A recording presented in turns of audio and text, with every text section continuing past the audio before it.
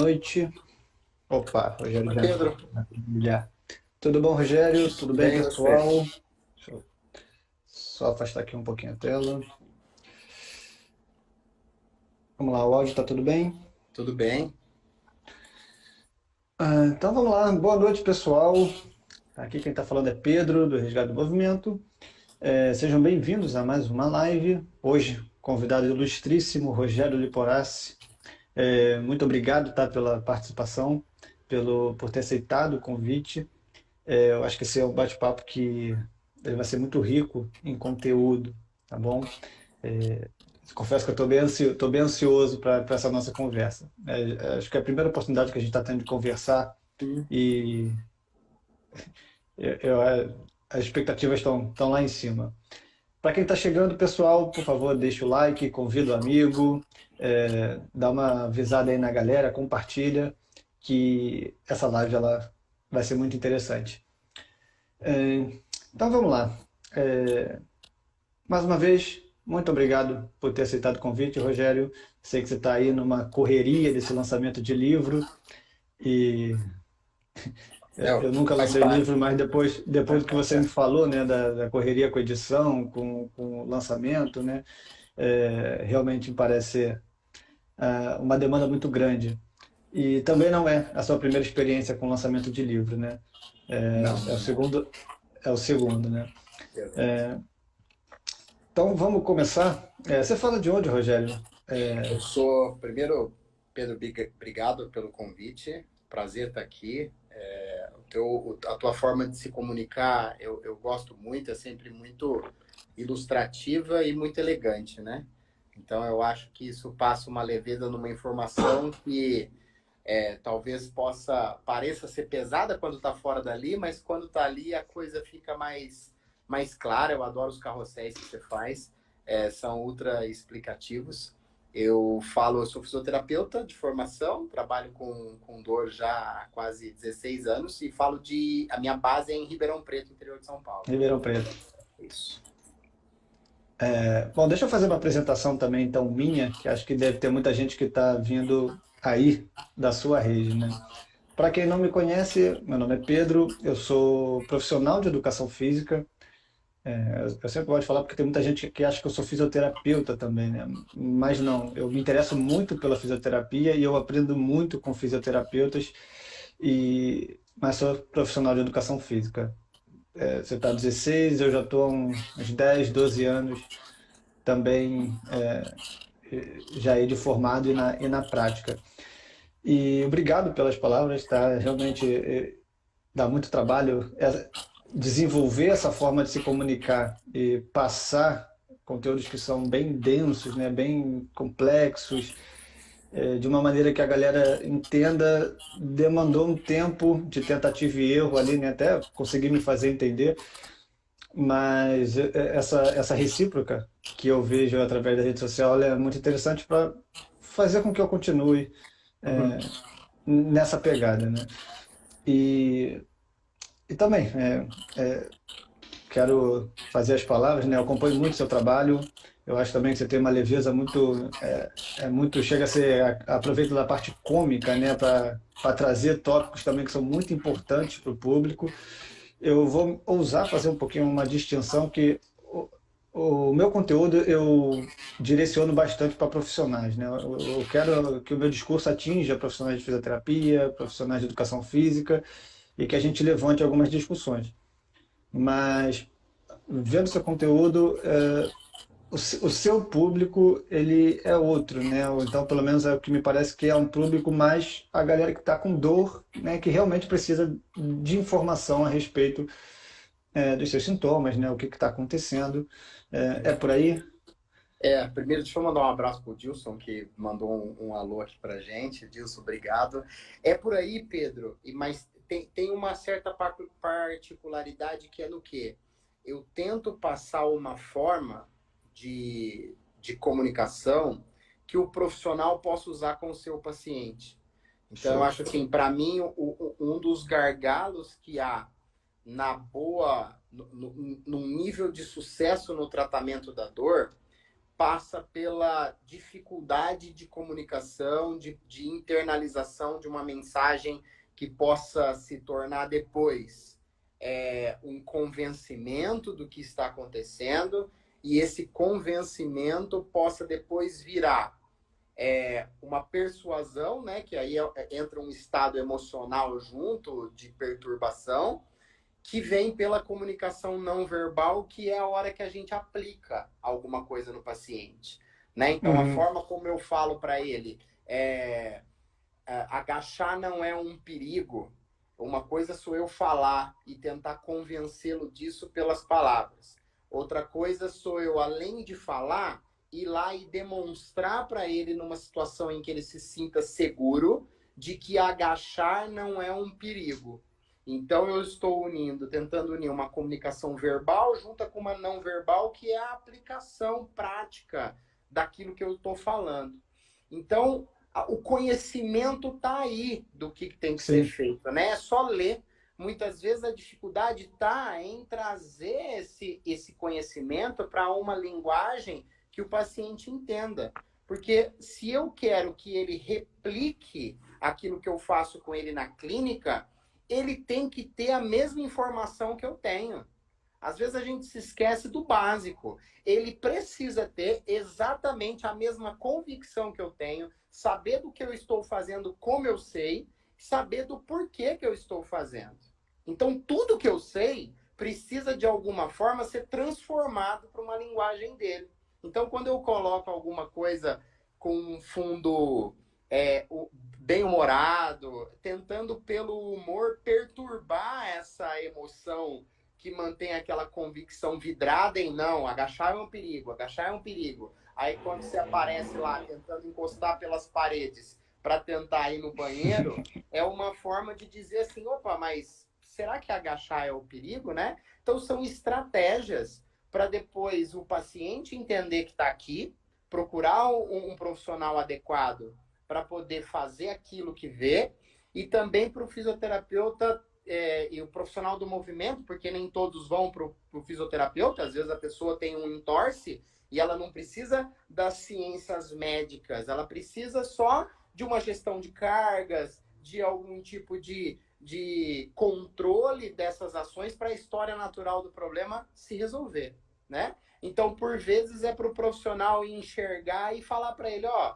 não precisa de ter esse medo todo. Então, são formas de, além de chegar no público final, né, que a gente chama ali de boca de funil, mas também chegar no fundo para o profissional ter estratégias para criar a sua maneira de se comunicar. Cara, eu acho que você faz isso muito bem, tá bom? Eu acho que são poucos que conseguem fazer isso e é muito válido explorar todas essas ferramentas que você falou, né? Da forma como você faz muito bem. Eu quero aproveitar esse gancho também para falar um pouquinho. Eu sou profissional de educação física, em algum momento eu pensei em fazer fisioterapia, por ter me aproximado muito de grandes fisioterapeutas, né? Ao longo da minha carreira.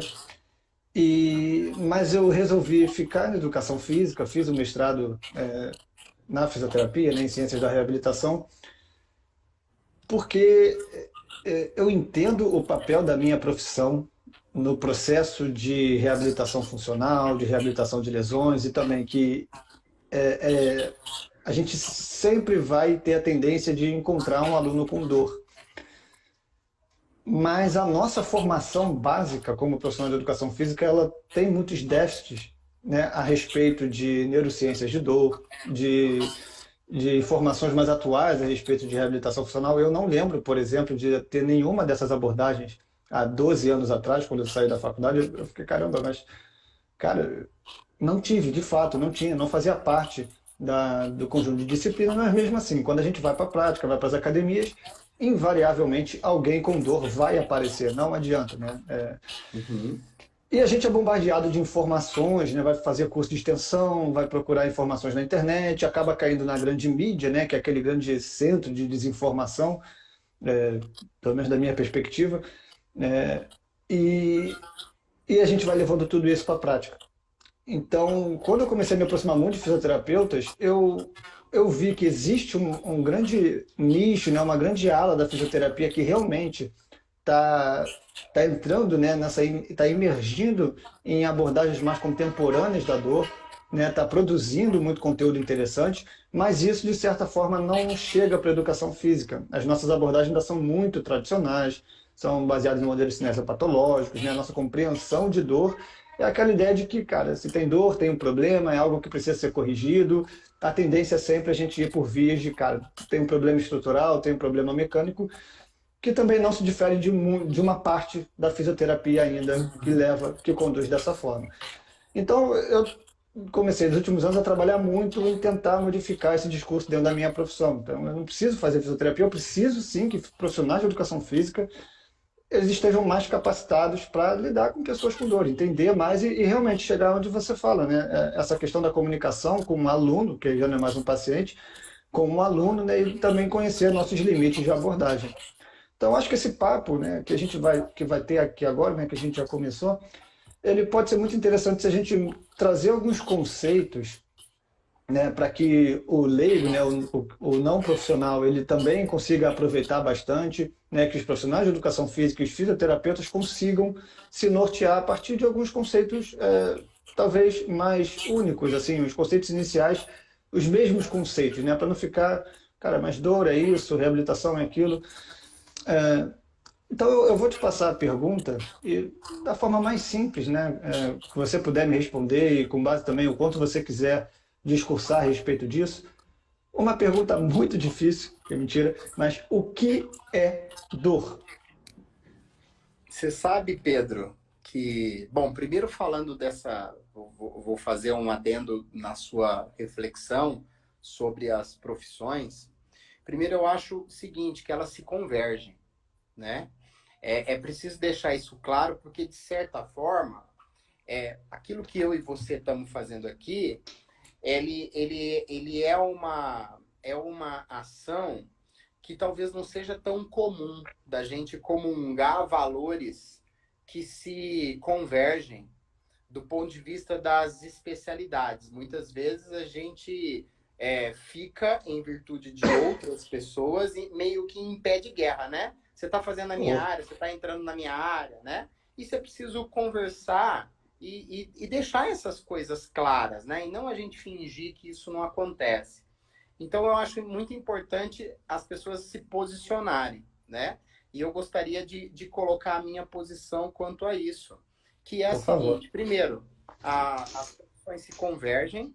Eu acho que eu vejo que no Brasil, se eu fosse pensar no mundo ideal, teria que ser o quê? Quem quer ir para uma dessas áreas, né? Ou as cadeiras de doença, lesões, ou a cadeira de desempenho, promoção de saúde, eles tinham que começar com a mesma formação e depois de 2, 3 anos escolhe o caminho que você quer ir e depois, se você quiser ainda ter os 2 títulos, você faz mais 2 anos e sai com os dois. Eu acho que isso resolveria boa parte dos nossos problemas. Mas, perdão, do jeito como a Sim. gente se organiza agora, eu vejo que o fisioterapeuta é o profissional, eu vou falar na dor da minha área, né? O fisioterapeuta é o profissional de curto período com a pessoa com dor. Porque a gente vai receber esse paciente como primeiro contato ou segundo contato via médico, a gente vai entender a desordem, porque a gente aprende essas cadeiras, a gente vai entender a desordem, iniciar o trabalho, né, com automobilizações, terapia manual, exercício físico, educação, engajamento, enfim. A partir do momento em que esse paciente conseguiu criar uma autogestão sobre o seu desafio pessoal, ele vai para o profissional de longo período, que é o profissional de educação física. É o profissional que vai ficar com um longo período com esse agora cliente. Né? O fisioterapeuta ele dá essa entrada, ele entende essa possível doença ou lesão. A partir do momento em que se organiza essa questão de restaurar, iniciar o restauro da saúde, esse paciente imediatamente tem que ir para o profissional de educação física. Por quê? Ou para o automanejo, né? É uma decisão do paciente, Mas ele tem que ir para o profissional de educação física porque é nesse profissional que essas valências de saúde vão ganhar corpo realmente. A gente é como se eu falo assim, ó, fisioterapeuta tá pondo a gasolina no avião, colocou o Uhum. avião para taxiar, ele tem que ir pro profissional de educação física para esse avião pegar voo. Então, eu acho que a gente consegue trabalhar com convergência, isso é muito importante, e também com conceitos que se conversem, que são comuns. Então, a forma como eu abordo um paciente com dor, é interessante o profissional de educação física saber, porque nós podemos nos ajudar, por exemplo, na gestão contextual desse paciente, no controle de cargas, que a gente entendeu que talvez fosse parte daquela construção dolorosa. Então, eu acho importante a gente esclarecer e tentar pensar em sermos mais propositivos do que restritivos em relação às nossas profissões trabalhando umas com as outras, né? Voltando à sua pergunta, o que é dor? Você sabe que toda vez que eu penso nisso, eu sempre acho que cabe mais reflexões dentro de uma mesma definição. Por quê? A dor ela é conceituada como uma experiência. Então, ela é algo que você experimenta, e se é uma experiência, pode estar relacionada com outras que você já teve na vida. Porque você vai construindo uma experiência ao longo daquela exposição que você está tendo. Então, a dor, conceitualmente, ela é uma experiência sensitiva. Sensitiva por quê? Porque tem a ver com os sensores do corpo, com os sentidos do corpo. Então, aí a gente está trazendo para uma questão mais física. Então, ela é uma experiência sensitiva e emocional. Então, até aqui, nós temos um início do conceito que diz é uma experiência sensitiva e emocional. Até aqui pode ser prazer ou dor. Uma experiência sensitiva e emocional desagradável, aversiva. Tá, fechamos a primeira parte do conceito da dor. Uma experiência sensitiva e emocional desagradável que pode estar relacionado com uma lesão real ou uma lesão potencial. Então, por exemplo, eu estou torcendo meu dedo, eu ainda não lesionei nada, mas isso é uma potencial ameaça. Pode virar uma lesão se eu continuar com o estímulo irritativo. O meu cérebro percebe e me manda dor. Só que eu não lesionei nada. Então, isso era uma potencial lesão. Só que ela também, essa experiência sensitiva e emocional, pode estar relacionado com alguma semelhança, com alguma imagem que remeta a uma lesão que não está acontecendo. Só que todo o processo de descida dessa percepção, ele acontece. Então a gente fala o quê quando a gente se depara com isso? Que dores sempre são reais. Com isso a gente começou a entender que não existe dores emocionais. Não, perdão, não existe dores psicológicas. Emocionais todas são. Dores psicológicas não existem. Por que, Rogério, que não existe? Porque toda dor tem um componente na sua construção, então ela é uma construção cerebral, assim como o prazer, assim como quantas vezes você vai respirar, quantos hormônios você vai esparramar pelo corpo. A central de comandos é o sistema nervoso, é o cérebro. Então a dor é uma construção cerebral que, na hora de fazer essa resposta dolorosa, vai considerar o biológico, o psicológico e o social. São 3 alicerces que sempre, em graus variáveis, mas sempre vão estar presentes. Biológico, psicológico e social. Social porque você precisa aprender sociologia? Não, porque tem a ver com o quê? Com a interação. Com o meio. A demanda é social. Uhum. Quanto de esporte eu estou fazendo é social. Quanto eu tenho que trabalhar é uma demanda social, né? Então, a dor ela não é psicológica porque todas têm um componente psicológico. Quando eu cravo que uma dor é psicológica, eu estou fazendo uma comunicação violenta dizendo que ela tem relação com um transtorno. E são poucas que têm relação com um transtorno. ela sempre tem relação com componentes psicológicos. Por exemplo, o que é psicológico? Pensamentos, a convicção que você tem de que suas costas, sua coluna é frágil, as suas vivências anteriores. Isso tudo está na esfera psicológica. Não precisa ter um transtorno mental. Pode haver, em alguns casos. E aí a gente fala que a dor tem uma dominância psicológica, porque ela sempre vai ter os 3 fatores envolvidos. Eu tenho uma dominância psicológica, mas eu tenho também um contexto hostil social, que pode facilitar esse surgimento da dor, e eu posso ter um físico que pode estar desequilibrado e facilitar também com que esse transtorno se exacerbe e aumente aquela percepção dolorosa. Então, dor é uma experiência sensitiva, tem relação com os sensores do corpo, porque a gente sente as interações, e emocional, desagradável, que pode ou não ter uma lesão associada, ou pode ser um espelho de como se tivesse uma lesão, mas não tem nada detectável. Vamos dar um exemplo desse tipo de experiência desagradável? A fibromialgia, que a gente chama de dor crônica primária. Primária por quê? Porque não veio nada antes. Então ela é semelhante a uma dor, como se tivesse uma lesão nos tecidos, mas a hora que você vasculha, você não encontra nada. Nada que justifique, mas tem outros fatores envolvidos. É que a gente tem uma cultura de ficar focado na presença de lesão, mas a gente se esquece que, vamos trazer o conceito da dor para a gente entender.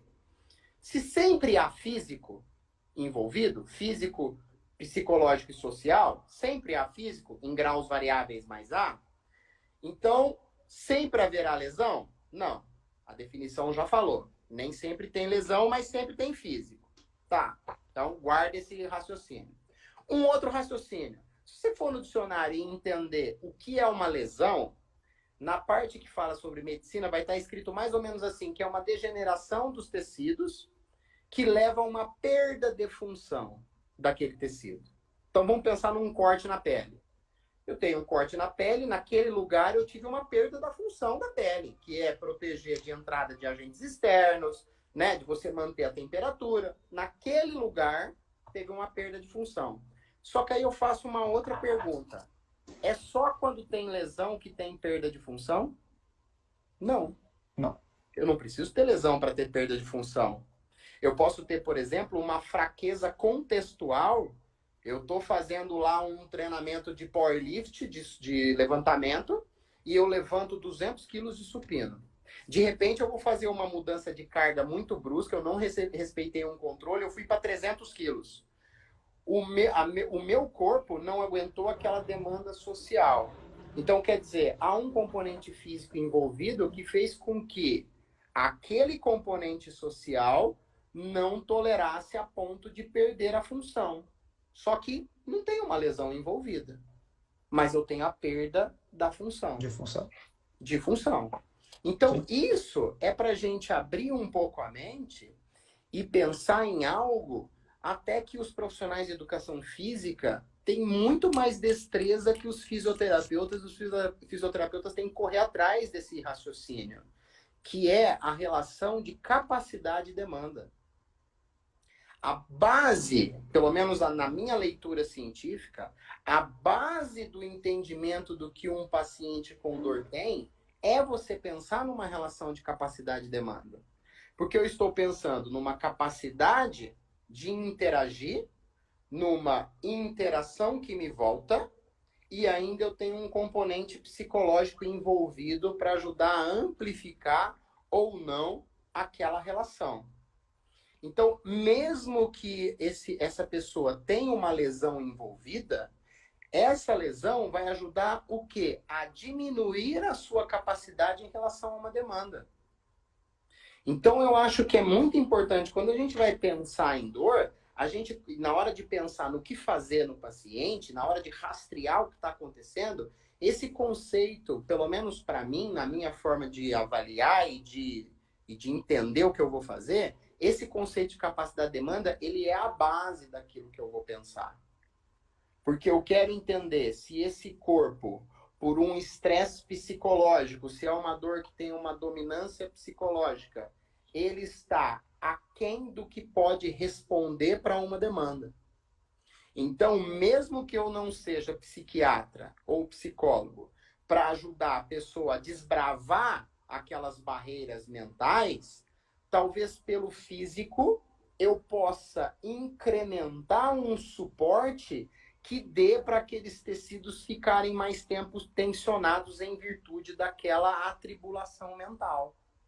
E aí, o que explica isso? A hora que você vai para a ciência, a hora que você vai entender, vamos falar dos fibromialgicos, o exercício físico, a atividade física de médio ou longo prazo, ela tem chance de ajudar a diminuir sintomas.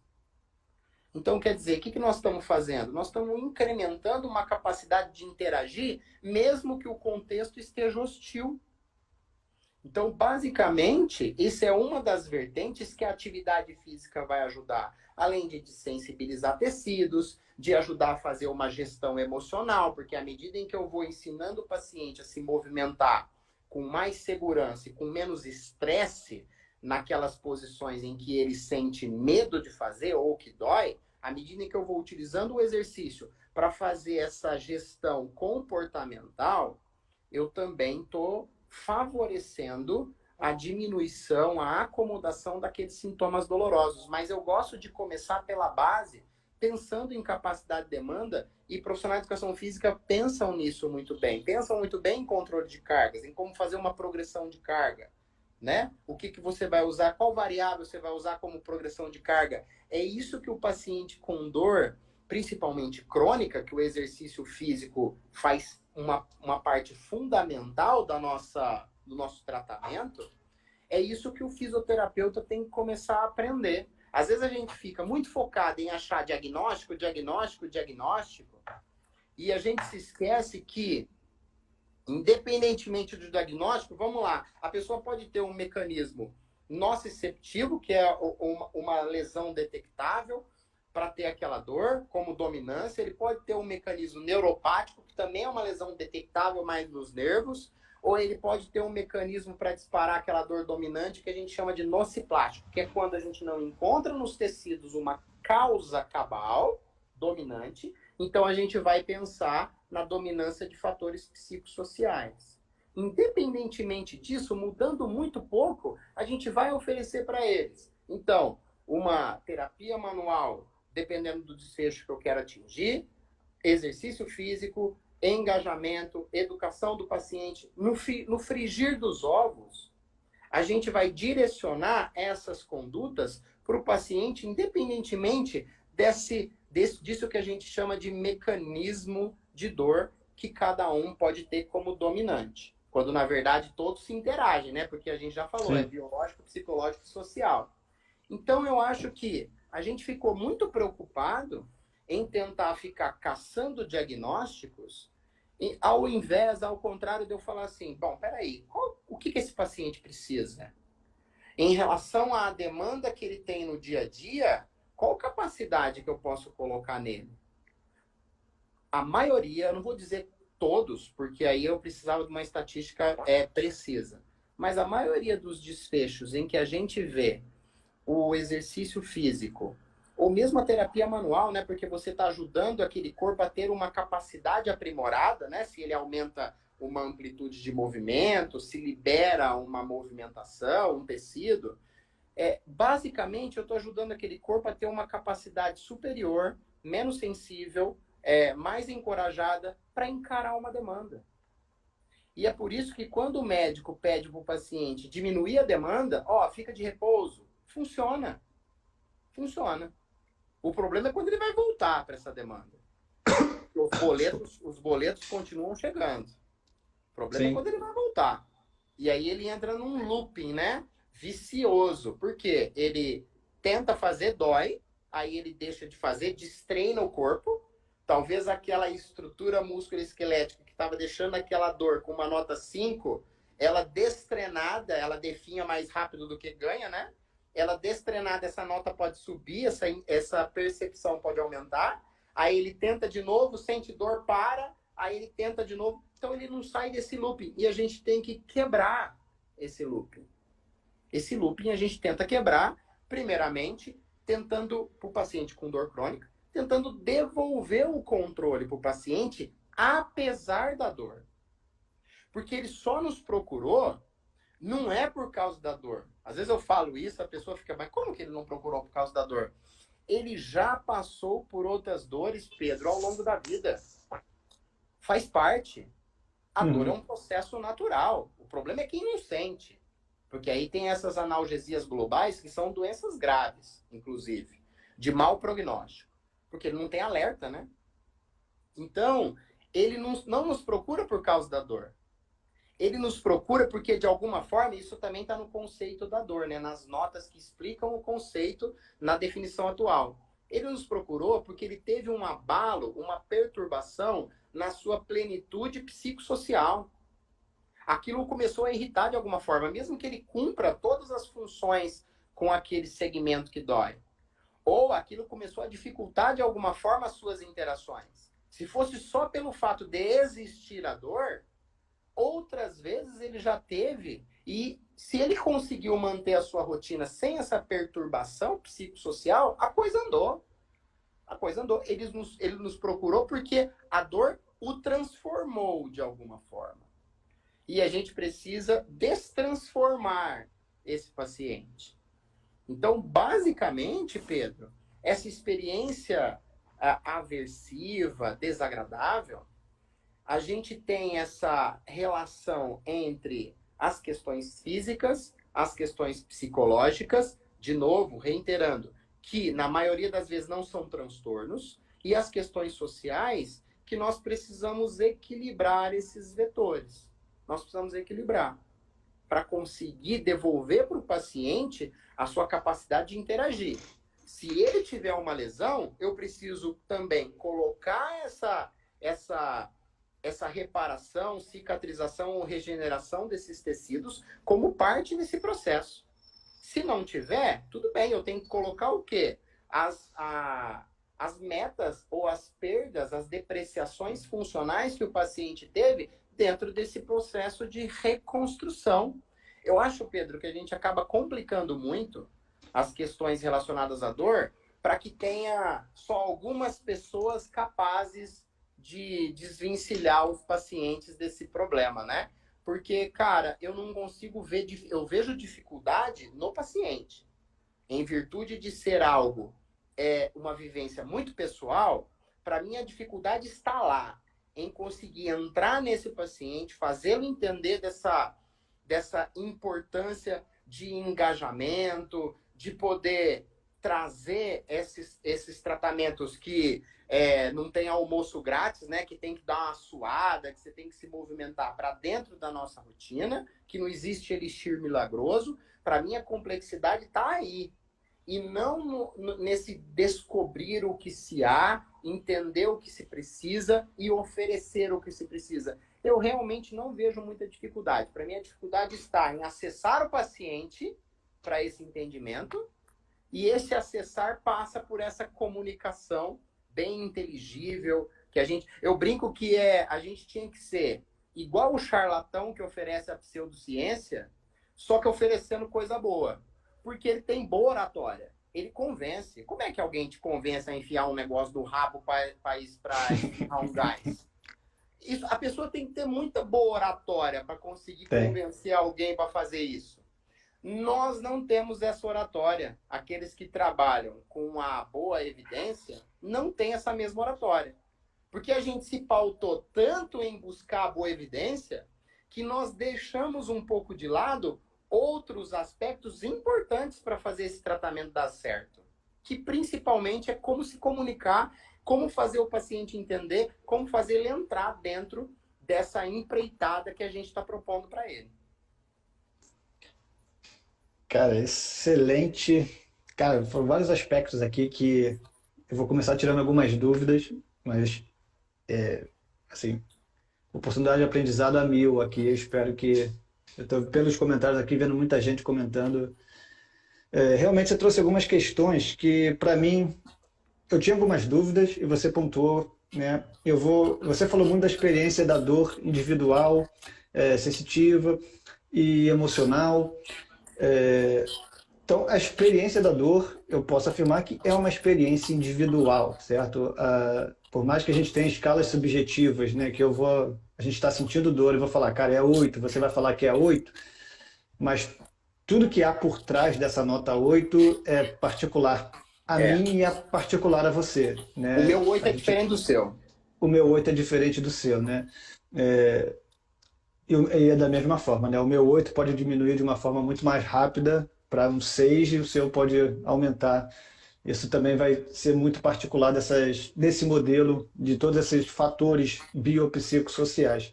Que eu também acho que é uma dificuldade que os profissionais aí das duas áreas têm muita dificuldade, porque a gente tende a ter um raciocínio bem reducionista de tentar explicar como a gente funciona por partes, né? Então, eu vou pegar a parte estrutural e vou tentar explicar pela parte estrutural. Tudo bem, eu sei que tem a parte emocional, a parte psicológica, mas, cara, tá aqui, então é dor psicológica, é dor biopsicossocial. E por mais que a gente estude, né, todos esses modelos de maneira isolada, eu acho que existe uma dificuldade de entender que eles funcionam de forma integrada e dinâmica, que podem se modificar com qualquer intervenção, né? Pode ser uma intervenção passiva, pode ser uma intervenção de movimento, ou pode ser simplesmente nada. O processo natural vai fazer com que essa interação entre esses fatores tenha uma diminuição da dor. Por favor, me corrija se eu estiver Perfeito. viajando muito ou falando. Eu estou tentando só organizar algumas coisas aqui na minha cabeça que talvez vai gerar oportunidades para outras perguntas. Dentro da minha área, eu entendo muito o papel do profissional de educação física como o maior incentivador do movimento, né, da prática regular de exercício. Já vou jogar a bola de novo para você. Eu acho que tem muitas questões relacionadas, principalmente à dor crônica, que estão sendo bem discutidas hoje na literatura, quanto à nossa dificuldade de realmente fechar diagnósticos, pelo fato de ser uma abordagem multifatorial, né? A dor crônica tem essa tendência, as interações elas já ocorrem, né? Já sensibilizaram e tal, e você não consegue mais identificar, ou talvez nem faça mais tanto sentido a gente ficar buscando identificar diagnósticos para dor crônica permanente, né? Aquelas questões que já incapacitam, enfim. E eu vejo a atividade física regular, eu incentivo bastante, porque eu também vejo a atividade física no longo prazo sendo aquele benéfico, aquele guarda-chuva que vai espirrar para vários fatores também, físicos, emocionais, sociais, certo? Então, a literatura já mostrou que a atividade física ela tem inúmeros benefícios, a atividade física regular, obviamente, né? Dentro de uma dosagem ótima também, adequada para capacidade e demanda, mas sem a necessidade da gente fechar algum exercício corretivo, sem a gente fechar, né? A gente também tem que lidar com o exercício, com a prática regular, sem aquela necessidade de ficar regrando muito o movimento do que é proibido, do que é permitido, do que pode, do que não pode. Então eu vejo muitas pessoas perdendo a oportunidade, né? Muitos pacientes perdendo a oportunidade de iniciar um processo de reabilitação, um processo de prática regular de atividade física, porque ou o médico está falando que ainda não está na hora, ou o fisioterapeuta fala que ele precisa fazer talvez alguma coisa mais lenta, alguma coisa mais controlada, né? Precisa corrigir algumas coisas. Então eu vejo ainda esse empecilho muito grande nas nossas profissões, e eu estou exportando para a área médica também, porque está muito presente, muito próxima da gente, né? Normalmente os alunos, os pacientes passam por eles, vêm cheio de informações que às vezes vai ser desencontrada com as nossas. O Jefferson acabou de falar do terrorismo biomecânico, eu tenho muito disso também. E eu vejo como um desafio para quem tende a levar uma abordagem mais pautada no otimismo em relação ao movimento. Então, onde eu quero chegar? Existe essas restrições em relação à minha área de atuação, principalmente. Tá? Você falou o nosso appeal, né, para fazer essa abordagem, né, o nosso marketing ele é muito ruim, porque eu acho que é muito difícil vender para o aluno que o processo dele pode não ser instantâneo, né, a melhora dele pode demorar. Né, com sinceridade falando, realmente um processo de diminuição de dor pode ter seus altos e baixos e pode não ser modificado de um dia para o outro. E a prática de exercício físico pode ter, em primeiro momento, um efeito adverso, né?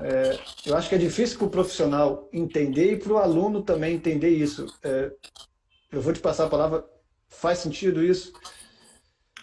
Faz, Pedro, faz sentido. É importante a gente conseguir passar para o paciente que a prática da atividade física, ela tem que ser como um remédio e para nós, como ele toma, né? Ele toma o Elixir lá para hipertensão arterial e a gente sabe que só um pouco de exercício regular já tem efeitos benéficos na hipertensão arterial. Então, é uma quebra de cultura que quando você traz para dentro vou falar da fisioterapia, né? Quando você traz para dentro da fisioterapia, dentro de um ambiente médico, vamos chamar de ciências médicas, em que se espera que com a evolução da tecnologia, da ciência médica, da medicina, se tenha o quê? Cada vez mais elixires milagrosos com menor esforço. Quando a gente traz para esse ambiente, a gente encontra muitas barreiras, né? E barreiras que nós, profissionais mesmo, colocamos. Por exemplo, vou te falar uma coisa básica. A minha clínica, ela não pode, eu estou até reformulando agora por conta das franquias, a minha clínica não pode ter cara de hospital. Ela não pode ter, eu não posso usar jaleco lá dentro. Eu não posso ter uma mesa que me separe do paciente, né? Por quê? Porque é preciso entender que nós vamos para um ambiente em que certas crenças são hospitalares.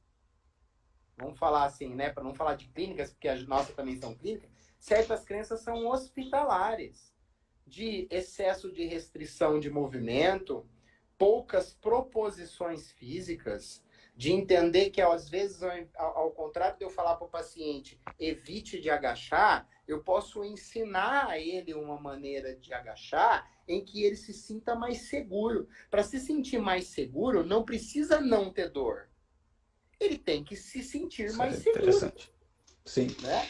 Então, eu tento, e colegas que também trabalham assim, tentam afastar essa ideia, né? Porque a todo custo a gente precisa quebrar essas crenças. É o tempo todo, é o que você falou, é o que o colega falou do terrorismo, né? Isso. Biomecânico. Como é que eu vou falar para um paciente que precisa perder o medo de agachar? É ali em que ele tem dor. Como é que eu vou, naquele momento, ficar fazendo correções biomecânicas? E criar uma vigilância maior no erro? Porque eu estou pontuando para ele. Faz assim. Só de eu falar isso, eu estou deixando implícito o quê? Se você não fizer, está errado. Isso. Então, eu quebro a fluidez de algo que é para tratar. Para tratar. Eu já brinquei muito até com o Paulo Vieira, que é assim, Paulo Vieira, eu odeio sapo, o exercício de sapo, porque o agachamento pega muito mais glúteo, ativa muito mais glúteos máximos do que o sapo. Eu falo, Paulo, eu também sei dessa informação. Só qual é o problema? Eu uso os exercícios para tratar de maneira terapêutica. Então, o meu paciente, o agachar, pode ser a tarefa mais temida por ele. Então, eu preciso de outras estratégias, mesmo que elas sejam menos eficientes, mas que elas comecem a trabalhar, por exemplo, musculaturas-chave. Para que depois eu consiga colocá-lo para ir para o agachamento, que é a tarefa mais eficiente para essa questão em si. Então, percebe que uma coisa sou eu pensar em desempenho, outra coisa sou eu pensar em destravar comportamentos. É por isso que na hora que nós vamos tratar um paciente com dor, a gente vai olhar o quê? O movimento, ou por força externa do terapeuta, né, a terapia manual, ou por força interna voluntária do paciente, o exercício físico propriamente dito. A gente vai olhar o movimento com 3 objetivos. Um é o neuromuscular, o básico, para fortalecer, dar resistência e flexibilidade nos tecidos periféricos. Beleza. Mas eu tenho no paciente com dor mais 2 objetivos a atingir. Um é o objetivo no nível do sistema nervoso central, porque é lá que está o limiar de dor. É lá que eu preciso criar uma plasticidade. É lá que, em alguns casos, ocorreu a sensibilização central disfuncional, aquele erro de processamento que faz com que o corpo, aquela região, fique mais sensível. É lá que está. Então, eu preciso atingir. Para eu atingir, por exemplo, um objetivo do sistema nervoso central, se eu quero criar plasticidade em relação à dor, os meus exercícios que eu vou propor precisam ter um nível de desconforto. Porque senão, como é que eu vou ser plástico? É igual. Como é que você vai criar uma hipertrofia se você não perturbar aquele músculo? Se você usar a carga que ele comumente está habituado. Eu preciso criar uma perturbação. Então, esse é um segundo objetivo. E um terceiro objetivo é o objetivo do exercício, o objetivo comportamental, em que eu quero trabalhar desfechos funcionais que estão mal adaptados pela dor, que começaram como comportamentos protetivos. Tenho uma dor no joelho, retiro carga daquele joelho e passo por contralateral. Aí o paciente perdura aquela dor, dá aquele erro de processamento, tá, eu vou fortalecer. Tá, eu vou criar resistência, vou dar flexibilidade, beleza? Eu vou devolver a capacidade daquela periferia. Ok. Depois eu preciso integrar isso de alguma forma e preciso criar uma plasticidade que faça com que aquele limiar de dor aumente. Ok, isso é um segundo objetivo.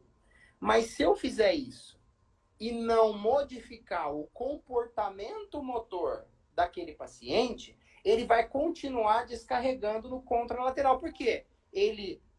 Aquilo virou um hábito, esse hábito criou uma plasticidade tal que manteve aquela relação. Então, tudo que eu ganhei, depois de um tempo, vai ser perdido. Porque na clínica eu consigo pôr ele para trabalhar, mas ele sai da clínica, o comportamento dele está viciado. Então, eu também preciso ter um objetivo comportamental. O que rege comportamentos? Emoções. Então, eu preciso ter um exercício emocional. Em que sentido? Em que ele se sinta seguro. Se ele se sente seguro, ele tem menos medo de fazer. Medo é emoção. Então, quando eu boto ele para fazer um exercício em que eu simulo um agachamento, por exemplo, fazer uma tríplice flexão e extensão deitado, eu estou tentando preparar aquele corpo para depois eu construir esse agachamento. Depois eu vou fazer só a flexão do tronco. Depois eu vou fazer esses movimentos juntos, só que numa outra postura que não remeta àquela traumática, para depois ele fazer de pé. Então, com isso, o que eu estou tentando fazer? Eu estou trabalhando musculatura-chave que eu preciso para que aquele movimento aconteça. Eu estou trabalhando alguns exercícios com um nível de desconforto para melhorar esse limiar. E, por fim, eu estou fazendo uma gestão emocional para diminuir o medo de realizar o gesto. Então, essas proposições são muito pouco difundidas e elas batem de frente com o quê? Com essas proposições restritivas que vêm daquele ambiente hospitalar. Ó, você não pode fazer nada com dor. Mas espera aí, eu preciso, para eu atingir sistema nervoso central, o limiar, para eu criar plasticidade, se a pessoa tem dor quando o ombro passa acima da cabeça, para que eu sirvo se eu trabalhar nessa posição aqui? Eu não sirvo para nada, aqui ela não precisa de mim. Ela precisa de mim daqui para cima. Eu posso começar por aqui, o que é ideal, porque eu não quero fazer tarefas sempre mantendo um nível de segurança para o paciente. Segurança não é em relação ao risco, é em relação ao medo de doer. Então eu posso começar por aqui, mas eu tenho que ir subindo até pouco a pouco ir atingindo aonde está aquele limiar afetado. Ele não precisa de mim aqui embaixo. Só que aí o que acontece? Eu quero fazer ele chegar até aqui, mas ele vem com uma proposição, com uma crença limitante do quê? Eu não posso fazer isso, porque sentir dor Uhum. é... Ele acha que sentir dor não é normal. E isso gera o quê? Um nível de estresse. Então eu preciso de exercícios que abordem essa experiência comportamental.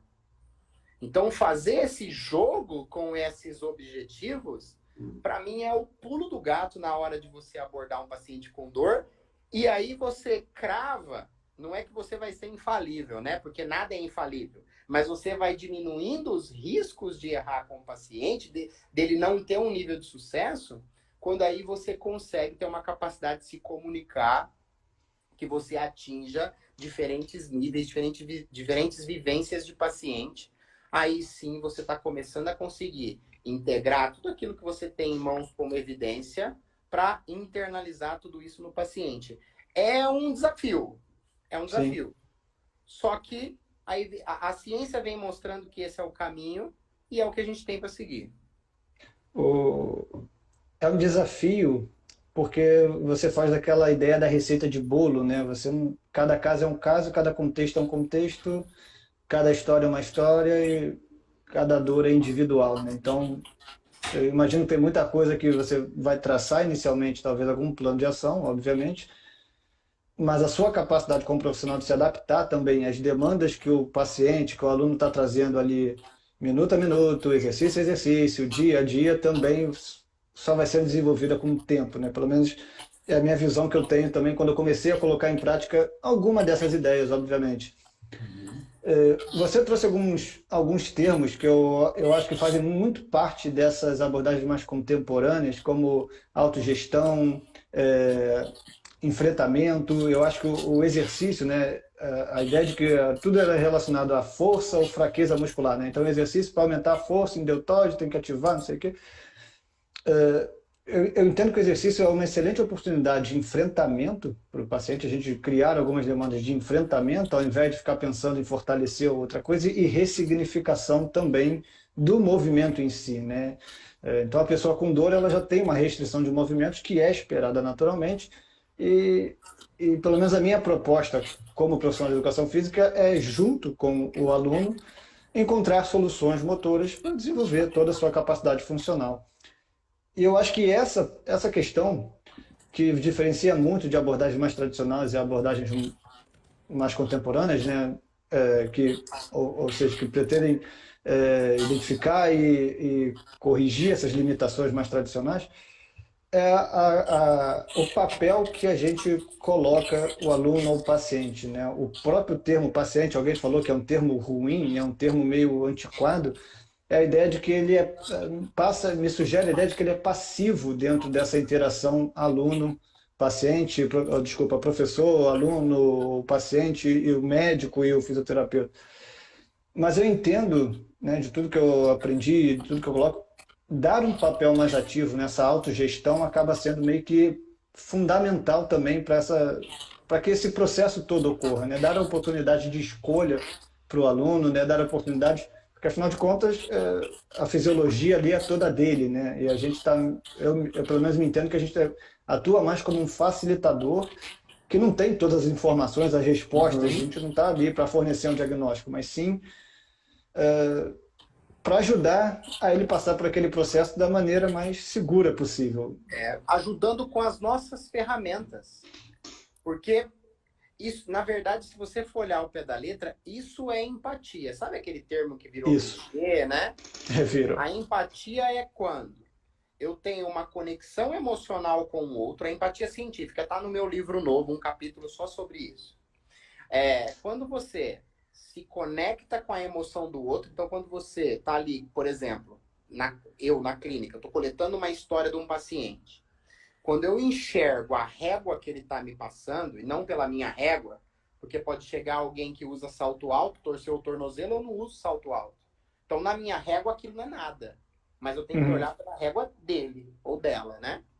Então, Quando a gente está lá na clínica colhendo essa história, que eu consigo ter uma conexão emocional com aquele sofrimento, eu me espelho.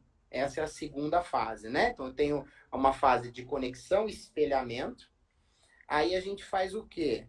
Depois a gente evolui esse nosso pensamento para uma mentalização. Então eu enxergo o contexto do outro e vejo o que com as minhas armas eu posso ajudar nesse contexto. E aí o contexto é dele. Então, quando Isso. eu forneço essas armas em que eu aplico e eu ajudo ele a, não talvez aplicar as mesmas, mas talvez expandir aquilo que eu ofereci para ele, né? Igual, você começa tomando um remédio e depois você faz o quê? Se movimenta. Então, começa com alguma coisa ou ele replica aquilo que eu fiz. Quando eu faço isso, realmente a gente está tendo o quê? A terceira e última parte da empatia, que é a ação empática. Então, eu dei uma ferramenta para o outro e, a partir disso, ele que está lá dentro, ele faz toda essa gestão acontecer. Então, isso é um outro conceito importante que já falaram de cogestão, né? Da corresponsabilidade. Porque eu trato os meus pacientes 2 vezes por semana em média. A semana tem 168 horas. Ele fica 2 vezes por semana comigo e as outras 166 horas. Eu preciso replicar, de certa forma, conceitos e ideias comportamentais que eu estou fazendo dentro da clínica. Eu não estou dizendo que ele precisa fazer 3 exercícios de 10 ou subir e descer um degrau. Não. Ele precisa utilizar o que nós estamos fazendo dentro das funções do dia a dia. É importante. Então, percebe que como ele vai fazer isso se eu não der as ferramentas para ele? Se não fizer dele, claro que isso é uma hipérbole, mas se eu não fizer dele o melhor fisioterapeuta que ele tem para ele. Ele não pode tratar outras Uhum. pessoas porque ele não tem, ele não é diplomado. Mas do problema dele, do desafio dele, ele tem que ser melhor do que eu, porque ele está dentro daquele contexto. Eu tenho ferramentas com base na empatia que eu tive dentro da minha mentalização que eu achei que vai ajudá-lo. Ele tem que pegar essas ferramentas e aí fazer disso a eficiência do processo. Então, trazê-lo para dentro é fundamental. Fundamental. Para mim, de novo, é um dos nossos maiores desafios. Para mim, o desafio não é tratar. A gente tem alguns gargalos. Por exemplo, o Uhum. gargalo das crenças limitantes ainda proliferadas.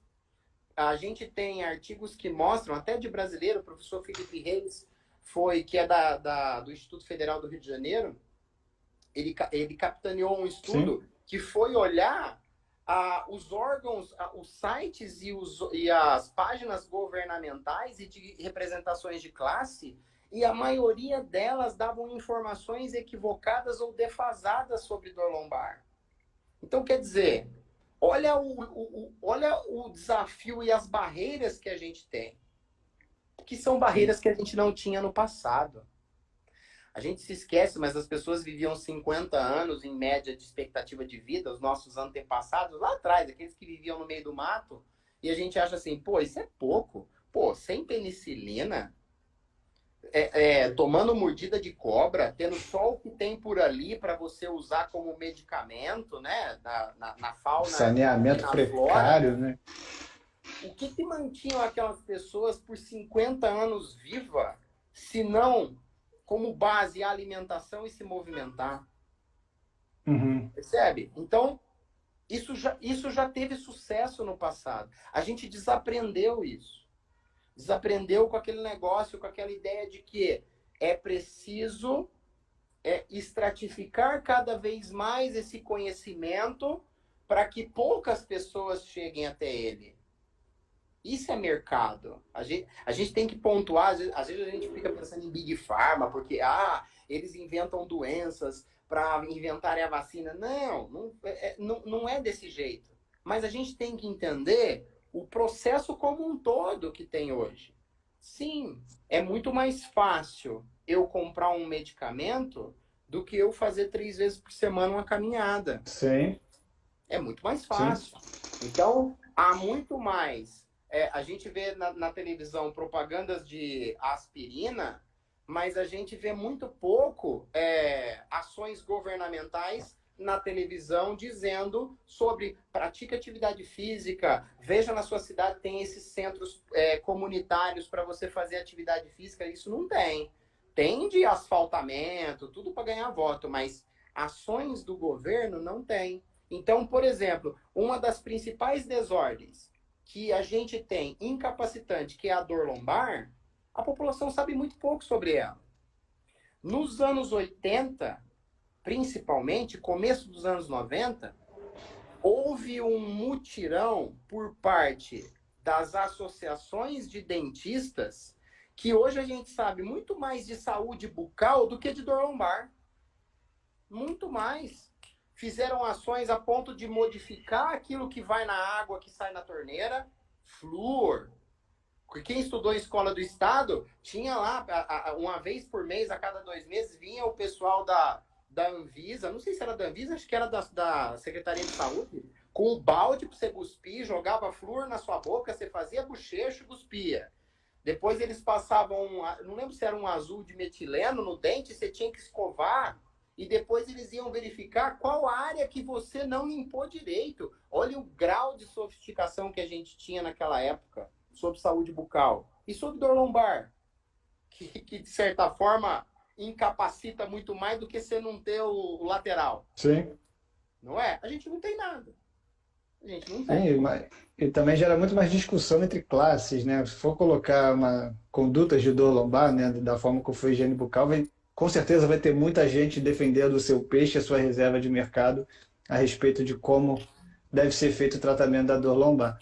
O que é uma pena, né, Pedro? Porque O que é assim, uma pena, o que é uma se pena. você for ver de certa forma, defender a saúde bucal é talvez não defender o dentista, que vive de Sim, arrumar dentes, sim, de sim, arrumar faz cárie, sentido, faz de sentido. arrumar cárie. Só para corroborar também com essas informações que você trouxe, hoje também tem muito pouco incentivo para a prática regular de atividade física, né, iniciação esportiva na infância, né, e eu acho que isso nos próximos anos a tendência é que fique cada vez pior com a tecnologia, né, com, enfim, a própria questão do modelo escolar ser precário, né, ser muito antigo, então também a probabilidade de uma criança que não pratica atividade física se tornar um adulto ativo é muito difícil, né, e um adulto que não teve a oportunidade de experimentar na infância uma prática regular de atividade física, convencer ele a se tornar mais ativo regularmente é algo que não faz parte das experiências dele, né? É um sistema que não sabe o que é ser fisicamente ativo, então tem muito dessa questão também de que algumas políticas públicas deveriam começar também na infância. Assim, se movimentar deveria ser a coisa mais natural possível, né? Praticar exercício físico e oportunidades não faltam, não precisa investir muito para a gente começar a se manter mais ativo. Bota um pé, bota um tênis, vai caminhar, né? Vai andar, enfim. Mas falta também política pública na infância, que é talvez onde vai ser crucial para determinar a saúde ao longo da vida daquele cidadão. Concordo. E aproveitando que você já deu alguns ganchos, você está lançando um livro novo, eu já comprei o livro, ele vai chegar, Obrigado, acho Pedro. que depois do dia 10 de setembro, estou muito ansioso e depois dessa conversa aqui, mais ansioso ainda para ler tudo que você traz ali, né, bem apresentado. Mas o que eu posso esperar desse livro, né? Conta um pouquinho da história desse livro, suas motivações. Pedro, o segundo livro sai agora, dia 10, ele já está em pré-venda e eu peço para as pessoas ajudarem na pré-venda, porque vendendo bem na pré-venda, a editora consegue entender a força do tema, dor, Uhum. e capilarizar o livro por mais livrarias físicas, né? Então a pré-venda é Que é fundamental, muito ela que importante. é esse termômetro. Então eu nunca peço a ajuda de ninguém, não é por orgulho, mas é porque eu não quero incomodar. Mas sempre quando eu estou lançando o livro, eu sempre peço, ó, é o valor de um hambúrguer, se você puder comprar, você que é profissional, você vai fazer esse tema todo pautado em evidência científica de qualidade, chegar na mão do nosso cliente e que ele entenda o que se passa sobre ele. Esse livro chama Controle Sua Dor, Comande Sua Vida, Porque controlar a dor é algo que diz muito sobre a dor crônica, principalmente. A retomada do controle, aquilo que a gente discutiu, né? O paciente nos procura, o cliente nos procura com a queixa, é quando ele perde o controle, não porque a dor está ali propriamente dita, né?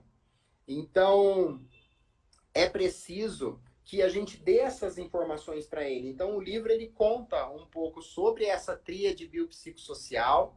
Depois ele vem com... É uma construção. Depois ele vem com dúvidas de pacientes e de colegas profissionais que apareceram para mim. E lá eu discuto, eu boto a pergunta que veio para mim e discuto a resposta, construindo de novo. Ah, mas não existe dor psicológica? E a gente vai construindo isso. Depois das dúvidas, eu venho com a parte de fatos sobre a dor, que aí é um capítulo todo dedicado ao professor Felipe Reis, porque é todo pautado nas traduções e no grupo em que ele participa do Pain Revolution, da pesquisa em dor.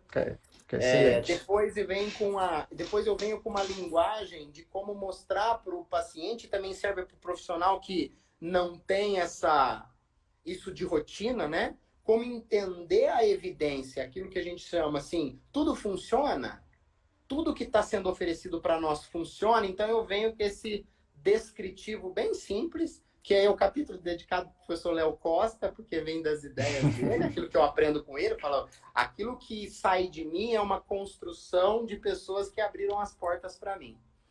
E aí depois eu venho na proposição de reconhecimento da dor. Então ali eu estou ensinando a como reconhecer um estímulo que talvez seja sério, né? Quando, por exemplo, vou dar um exemplo, vou dar um spoiler. O paciente, a pessoa está com febre, está com dor, mas está com febre, está com dor, mas está com perda urinária, né? Falta de controle da bexiga.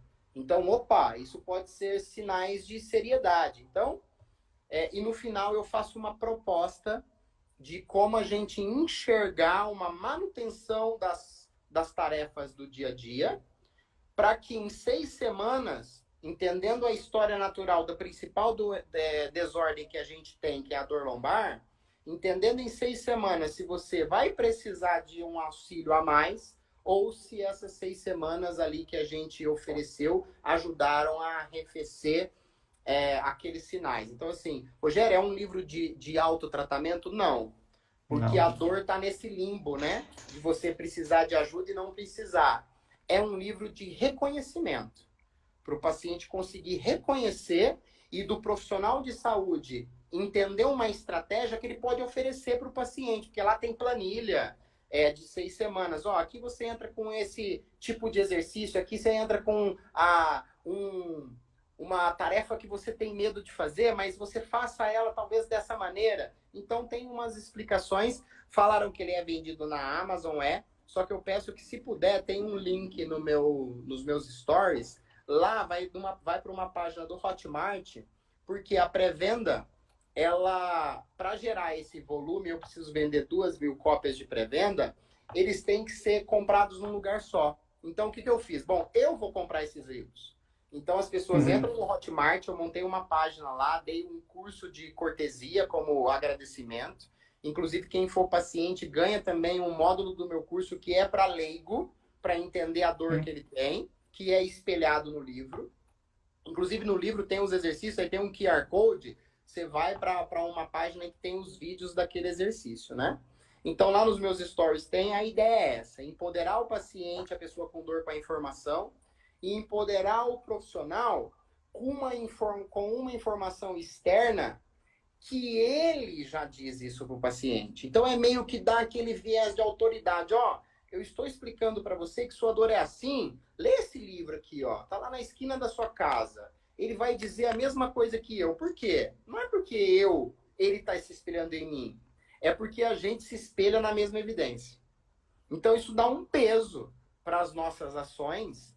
E assim, em vez da gente ficar ali procurando coisas quânticas, que chegue uma informação de qualidade para o paciente. Então, se vocês entrarem no meu perfil, tá lá um dos meus stories, é um link do Hotmart. Vocês vão ver a foto do livro. é só clicar lá que vocês encomendam. Eu que vou mandar o livro, então eu vou mandar com dedicatória. Vai sair de mim, pessoalmente, esses livros. Então, no dia 10 eu envio todos, que é quando eles chegam na minha mão. Eu não tenho nenhum exemplar comigo ainda. Então, dia 10 eu envio e ali está custando R$ 70 com o curso, porque eu tenho que pagar 10% para a Hotmart, eu tenho que Uhum. pagar o frete. Então, por isso que lá ele está R$ 70. Mas quem puder ajudar, vai ser de muita valia para fazer essa informação chegar. O outro chegou. O outro a gente conseguiu ficar em terceiro lugar na Veja, a gente conseguiu ficar em terceiro lugar na Amazon geral. Então, foi um livro Legal, que cara. chegou, foi uma informação que chegou. E esse também pode fazer a diferença nas nossas profissões. O... Cara, que trabalho fascinante, tá, Rogério? Parabéns. Parabéns mesmo, Obrigado. assim. A literatura em português, né, o acesso, né, autores brasileiros falando sobre esses aspectos mais modernos da dor, a autogestão, nessa compreensão, a preocupação com esse tipo de informação é raro encontrar. Particularmente, eu acho que eu não consigo nem citar um outro livro que tenha lendo o encarte, assim, ser tão bem descritivo para a pessoa com dor. Eu gostei muito quando eu li o encarte. Agora, ouvindo você falar, eu já pensei pelo menos umas 3 pessoas que eu gostaria de presentear com esse livro. Tá? Então, acho que também, eu acho que pode ser uma grande oportunidade também, assim, cara, tem pelo menos 3 pessoas no Natal, eu acho que vai ser, assim, faz muito É, sentido, eu acho que, eu né, peço para o profissional comprar, porque depois a ideia é que ele deixe isso na clínica.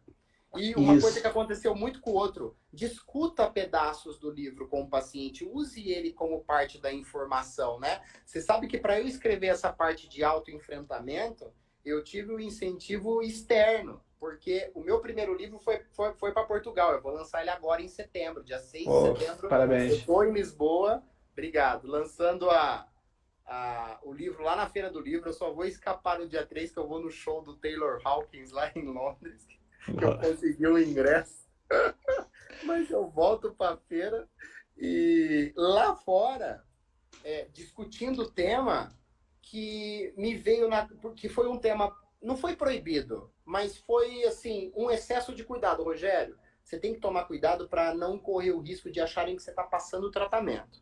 Então, no primeiro, eu Hum, segurei a informação. Quando foi o livro para Portugal, eu falei, não, eu vou fazer um preâmbulo no início do livro. E aí tem nesse daqui, né? Eu fiz para lá, mas eu fiz para cá também. Eu vou fazer um preâmbulo explicando de que a dor em si, ela não necessariamente precisa de ajuda médica. Então aí eu explico dessa mentalidade do profissional de odontologia, tudo aquilo que a gente passou, né?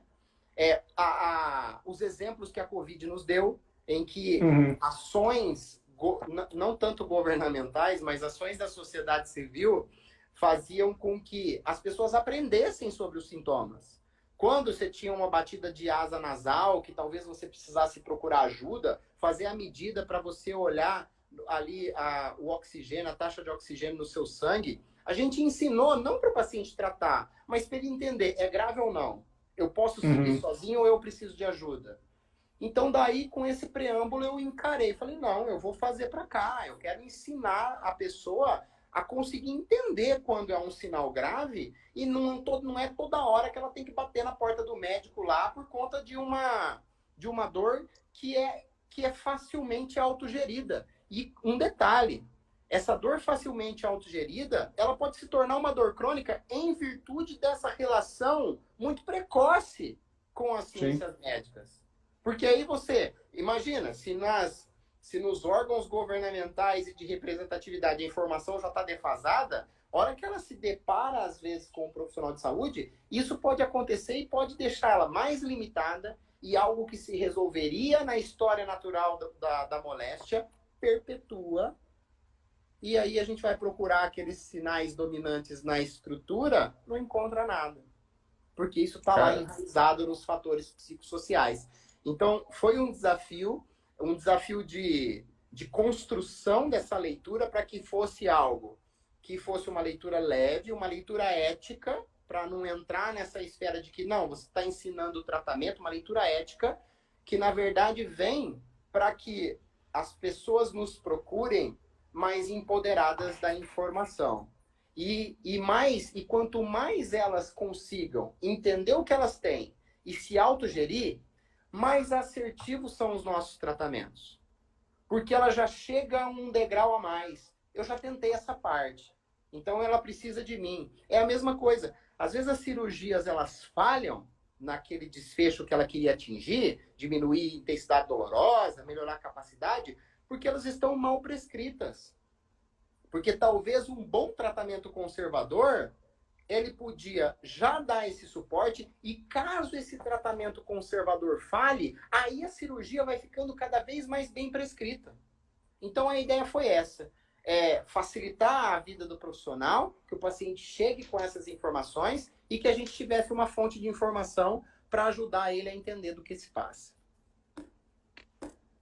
Excelente, assim, é um trabalho disruptivo, né? Você está furando uma bolha e entrando, né? Tentando entrar nessa grande mídia, né? Acessar grandes públicos, porque é um problema de saúde pública. Eu acho interessante você falar muito desse cuidado com não parecer tratamento, mas o que tem de livro, né? Passando o tratamento baseado em pseudociência e vai passando batido, vai se tornando best-seller. Então É, é interessante, né, essa sua preocupação, porque ela é muito real, ela é muito honesta, assim. Então, parabéns mais uma vez pelo trabalho e obrigado. eu tô bem ansioso para ler.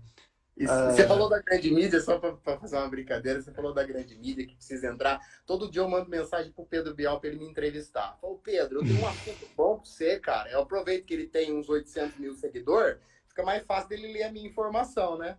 Todo dia eu sim. copio e colo a mensagem de novo, até a hora que ele lê. Uma hora ele vai ler. Às vezes eu mando, ele posta uma foto e eu consigo ver rápido, tipo, tem 5 minutos que ele postou, então não tem muito comentário. Aí eu boto lá, Pedro, vê o meu direct. Quem sabe um dia, né? Essa informação não chega um pouco mais à frente, né? E vai chegar, camarada, e vai chegar, assim. Acho que o caminho é esse mesmo, né? Assim, eu acho que a tendência, né, falando de perspectivas futuras, eu tenho perspectivas muito positivas a respeito da profissão. Eu acho que a gente realmente começou a se questionar sobre aquilo que a gente fazia e está levantando a bandeira sobre o que a gente pode fazer. Então, eu acho que para quem está antenado nas grandes mudanças que as profissões estão indo, quem está acompanhando essas novas publicações, essas discussões, quem pô, vai comprar o livro, quem está assistindo a live, com certeza está na dianteira aí para esse futuro que vem, né? Sim. O... Assim também que a gente fechar aqui a live, eu vou colocar o link nos meus stories, tá? Para quem quiser o acesso. Estou vendo que a Obrigado. galera está perguntando, então depois você me passa o link para colocar o link certinho, tá? E como encerramento, eu quero agradecer muito, tá bom? Essa oportunidade que você me deu aqui de aprendizagem, tá bom? Que era para ser uma live, que era para ser uma... Para mim foi uma mentoria que eu tive aqui, então, de alto luxo, tá bom? Porque eu estou aqui sendo o host. Mas eu tenho certeza que muita gente aproveitou, eu sei que muita gente vai me perguntar dessa live aqui ao longo da semana. E boa sorte, tá, para o seu livro. Estou torcendo Obrigado mesmo. muito e o que eu puder ajudar para que isso se torne realidade, isso chegue nas livrarias, pode ter certeza, pode contar comigo, pode vir pedir, pode fazer outra live, pode fazer, enfim, a gente Obrigado. dá um jeito de levar isso adiante porque vai ajudar muito o meu trabalho também, tá bom? Então, Obrigado. Que bom. Espero primeiro que a recíproca é super verdadeira, né? Eu falei lá no começo daquilo de como você nos engaja em temas que ficam muito confortáveis quando você aborda. E é aquilo, a gente nunca sabe tudo. Passa-se uhum, uma impressão muito falsa, né? De que, porque a gente tem mais experiência cronológica, ou porque o cara fala sobre dor ou publica sobre dor, então ele não tem. É mais fácil para ele. Não, eu às vezes me deparo e eu brinco que eu montei uma rede de clínica que essa rede ela vai ter discussões semanais sobre pacientes, porque eu queria um lugar para pôr os meus pacientes. Os meus uhum, pacientes vão para lá para a gente discutir em conjunto. Porque às vezes chegam pacientes em que eu não sei o que fazer. Não sei, é natural. Você olha um paciente com uma vivência talvez tão catastrófica, tão sofrida, que já passou nas mãos de boas pessoas e que o tratamento falhou, que você fica assim, pô, mas o que que eu posso fazer por ele, né? E às vezes você precisa só o quê? Enxergar alguém falando alguma coisa, debater o tema com alguém, que às vezes tem alguma coisa que está no fundo da sua memória para utilizar com ele, mas naquele momento mais ansioso você não consegue pensar nisso, ou você não tinha ideia porque você nunca se deparou com aquele perfil. Então, isso Uhum. acontece, não é porque a gente tem mais ou menos experiência com o tratar que a gente não vai se deparar com esses desafios.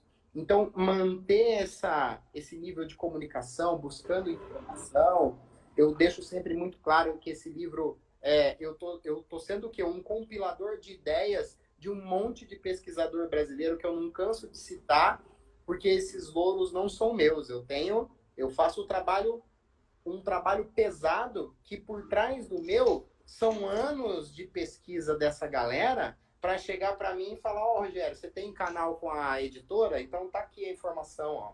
Então, como não trazer essa experiência do aprender a várias mãos e a várias cabeças, né?